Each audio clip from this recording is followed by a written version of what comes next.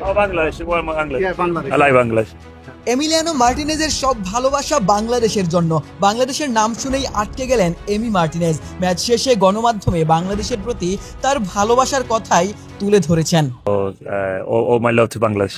বিশ্বকাপে মার্টিনেজ আর্জেন্টিনার জার্সি গায়ে যতটা নির্ভরতার প্রতীক, মাঠের বাইরে ঠিক ততটাই আবেগী বাংলাদেশের প্রতি। বাংলাদেশের সমর্থকদের ভালোবাসা নিয়ে আবারও মন খুলে কথা বলেছেন আর্জেন্টাইন গোলরক্ষক। তার কণ্ঠে ছিল কৃতজ্ঞতা আর লাল সবুজের জন্য আকাশসম ভালোবাসা। মার্টিনেজ বলেন, আমি জানি তারা আমাদের জন্য কতটা পাগল। সেখানে যাওয়ার অভিজ্ঞতা থেকে এটা বলতেই পারি, তাদের সমর্থন আমি ভালোবাসি। তারা যেভাবে আর্জেন্টিনাকে দেখে তা আমার অনেক ভালো লাগে। আমার পূর্ণ ভালোবাসা বাংলাদেশের জন্য। বাংলাদেশ।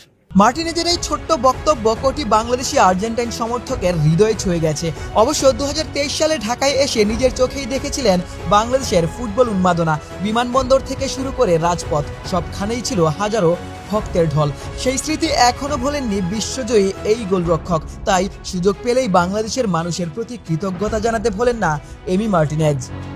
বাংলাদেশে আর্জেন্টিনার প্রতি ভালোবাসা নতুন নয়। লিওনেল মেসির নেতৃত্বে বিশ্বজয়ের পর সেই আবেগ আরো গভীর হয়েছে। গ্রামের অলি গলি থেকে শহরের রাজপথ, আকাশি সাদা পতাকার ঢেউ যেন বাংলাদেশকে মেসিদের দ্বিতীয় ঘর বানিয়ে ফেলেছে।